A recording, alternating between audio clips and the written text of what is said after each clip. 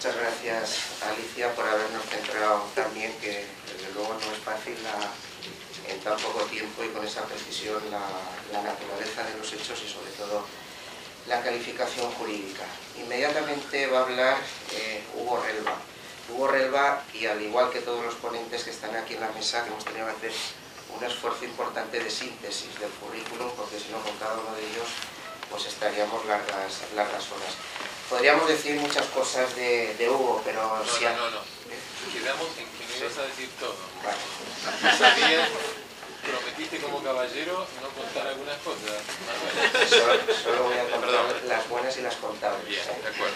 Hugo Relva es consejero jurídico de Amnistía Internacional y está en el Secretariado Internacional de Amnistía. Es abogado, como he dicho, y ha representado a Amnistía Internacional en lo que fue la comisión, o la extinta ya Comisión de Derechos Humanos, la sexta comisión de la Asamblea General de Naciones Unidas, la Comisión de Derecho Internacional, la Asamblea General de la Organización de Estados Americanos, la Corte Interamericana de Derechos Humanos y así como varios órganos de la Corte Penal Internacional. Ha participado en infinidad de misiones por los 5 continentes, que yo a lo mejor añado alguno más, pero si no, por lo menos en 4. En Sierra Leona, por ejemplo, en Colombia y en otros países. Fue también observador por parte de Amnistía Internacional en el juicio que no se celebró hace mucho en Perú contra Alberto Fujimori. También en el pasado ha trabajado mucho en Justicia Penal Internacional porque perteneció a la coalición de la Corte Penal Internacional y desde luego yo creo que Hugo también es un referente cuando queremos estudiar, leer y aprender cualquier institución relacionada con el derecho penal internacional, que ahí cuando aquí empezábamos a escribir Justicia Universal, que no sabíamos si era con B o con V, ya manejábamos o tratábamos de manejar tus escritos. Y retomando un poco el enganche que ha hecho Alicia, yo le preguntaría a Hugo, que es el objeto que va a ser, porque nos va a hablar de la imprescriptibilidad de los crímenes internacionales contra la humanidad, si son amnistiables o no. Y yo te preguntaría, Hugo, como inicio de tu exposición, si como se ha dicho por parte de Alicia, retomando las palabras del instructor de la causa, que mañana empezará a enjuiciar al juez Baltasar Garzón, si ha hecho una creatividad jurídica, por ejemplo, el juez Garzón, si ha tenido una imaginación exacerbada a la hora de escribir sus autos, y si ha sido irrazonable o por el contrario lo que se ha limitado es aplicar el derecho internacional. Bueno, muchas gracias, Manuel. Quiero en primer lugar agradecer a la APDH y a RIS y al Ateneo por la gentileza de organizar este evento, de reunirme con viejos amigos, algunos de los cuales hacía algún tiempo que no veía. Una salvedad, Manuel es un amigo, entonces, como todos somos espíritus críticos, aquí hay que desconfiar de sus palabras y no hay que creer todo lo que él dice. Bueno, vamos a empezar por el principio. Yo creo que es el principio y quisiera de manera muy breve explicarles a ustedes las bases de la posición de mi organización de Amnistía Internacional en relación al caso Garzón. Y si tengo que empezar por el principio, voy a aspirar a no ser muy tedioso.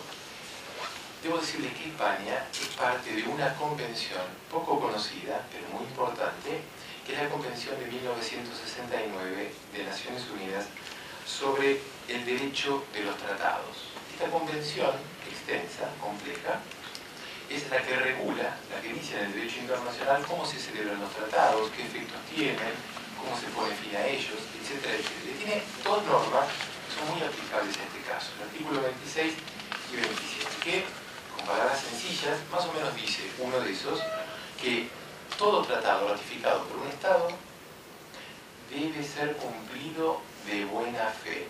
Punto. Nada más.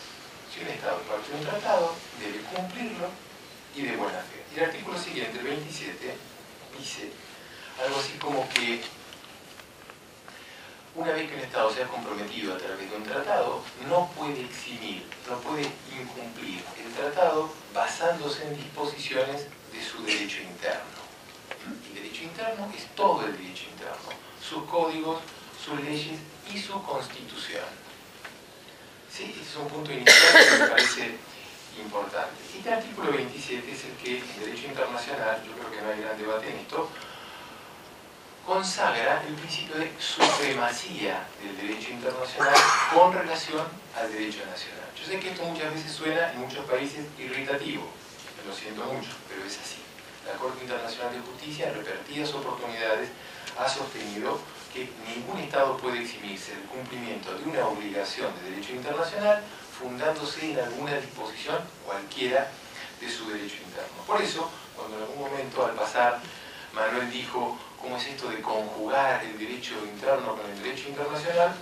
A mí eso mucho no me gustó, yo no creo que sean conjugables esos verbos, creo que el derecho nacional debe adaptarse a las exigencias del derecho internacional cuando un Estado ha decidido libre y voluntariamente aceptar una norma de derecho internacional.